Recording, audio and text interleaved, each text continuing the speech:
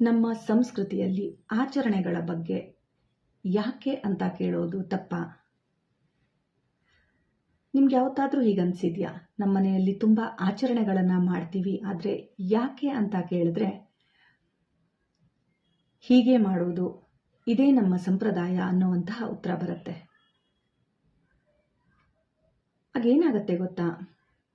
ನಿಧಾನವಾಗಿ ನಾವು ಪ್ರಶ್ನೆ ಕೇಳೋದನ್ನೇ ಬಿಟ್ಬಿಡ್ತೀವಿ. ಇಲ್ಲಿ ವಿಚಾರದ ಸಂಗತಿ ಅಂದರೆ, ಇವತ್ತು ಯಾವುದೇ ಪ್ರಶ್ನೆಗಳಿಗೆ ನಮಗೆ ಉತ್ತರ ಬೇಗ ಸಿಗ್ತಾ ಇದೆ, ಆದರೆ ಸತ್ಯವನ್ನ ಹುಡುಕುವಂತಹ ತಾಳ್ಮೆ, ಆಸಕ್ತಿ ಅನ್ನೋದು ನಿಧಾನವಾಗಿ ನಮ್ಮಿಂದ ಕಳೆದು ಹೋಗ್ತಾ ಇದೆ. ಉದಾಹರಣೆಗೆ, ಇವಾಗ ಗೂಗಲ್ನಲ್ಲಿ ನಾವು ಒಂದು ಪ್ರಶ್ನೆಯನ್ನ ಕೇಳಿದ್ರೆ ಅದಕ್ಕೆ ತಕ್ಷಣ ನಮಗೆ ಉತ್ತರ ಸಿಗತ್ತೆ. ನಾವೇನ್ ಮಾಡ್ತೀವಿ? ಯೂಶ್ವಲಿ ಫಸ್ಟ್ ಲೈನನ್ನು ಓದಿ ಗೊತ್ತಾಯಿತು ಅಂತ ಎಕ್ಸಿಟ್ ಮಾಡಿಬಿಡ್ತೀವಿ. ಆದರೆ ಸತ್ಯ ಯಾವಾಗಲೂ ಫಸ್ಟ್ ಲೈನಲ್ಲಿ ಇರೋದಿಲ್ಲ. ಬಹುಶಃ ಅದಕ್ಕೆ ನಮ್ಮ ಶಾಸ್ತ್ರಗಳು ಉತ್ತರವನ್ನ ಕಂಠಪಾಠ ಮಾಡಿಸೋದಕ್ಕಿಂತ ಸತ್ಯವನ್ನ ಹುಡುಕೋದನ್ನ ಕಲಿಸ್ತಿವೆ. ಅದಕ್ಕೆ ಅರ್ಜುನನ ಒಂದು ಪ್ರಶ್ನೆಗೆ ಭಗವದ್ಗೀತೆ ಉತ್ತರವಾಗಿ ಸಿಕ್ತು. ಪರೀಕ್ಷಿತ ಮಹಾರಾಜನ ಜಿಜ್ಞಾಸೆಗೆ ಶ್ರೀಮದ್ ಭಾಗವತ ಸಿಕ್ತು. ನಚಿಕೇತನ ಹುಡುಕಾಟಕ್ಕೆ ಆತ್ಮದ ಆಳವಾದ ಜ್ಞಾನ ಸಿಕ್ತು.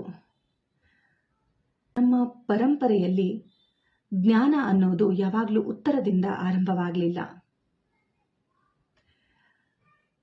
ಒಂದು ಪ್ರಾಮಾಣಿಕ ಪ್ರಶ್ನೆಯಿಂದಾನೇ ಆರಂಭವಾಯಿತು. ಸೊ ಇಲ್ಲಿ ಪ್ರಶ್ನೆ ಕೇಳೋದು ತಪ್ಪಲ್ಲ, ಆದರೆ ಮೊದಲ ಉತ್ತರದಲ್ಲಿ ನಿಂತು ಬಿಡೋದು ಬಹುಶಃ ತಪ್ಪಾಗಬಹುದು. ಆದ್ರಿಂದ ಈ ಚಿಕ್ಕ ಪ್ರಯಾಣದಲ್ಲಿ ಪ್ರತಿ ವಾರ ಸನಾತನ ಧರ್ಮದ ಒಂದು ಕಥೆ, ಒಂದು ಆಚರಣೆ ಅಥವಾ ಬದುಕನ್ನ ಸ್ವಲ್ಪ ಆಳವಾಗಿ ಅರ್ಥ ಮಾಡಿಕೊಳ್ಳುವಂತಹ ಒಂದು ಚಿಕ್ಕ ಪ್ರಯತ್ನ. ನಾವು ಆಚರಣೆಗಳನ್ನು ಕುರುಡಾಗಿ ನಂಬೋದು ಬೇಡ, ಕುರುಡಾಗಿ ತಿರಸ್ಕರಿಸೋದು ಬೇಡ. ಮೊದಲು ಇದನ್ನು ಅರ್ಥ ಮಾಡಿಕೊಳ್ಳೋಣ. ನಾನಿಲ್ಲಿ ಪ್ರಶ್ನೆಗೆ ಉತ್ತರ ಕೊಡ್ಲಿಕ್ಕೆ ಬರಲಿಲ್ಲ, ಒಟ್ಟಿಗೆ ಸೇರಿ ಉತ್ತರವನ್ನು ಹುಡುಕೋದಕ್ಕೆ ಬಂದಿದ್ದೀನಿ. ಯಾಕಂದರೆ ಆಚರಣೆಗಳನ್ನು ಅರ್ಥಪೂರ್ಣವಾಗಿಸಿ ಬದುಕನ್ನು ಮೌಲ್ಯಪೂರ್ಣವಾಗಿಸುವ ಒಂದು ಸಣ್ಣ ಪ್ರಯತ್ನ. ಹರೇ ಕೃಷ್ಣ.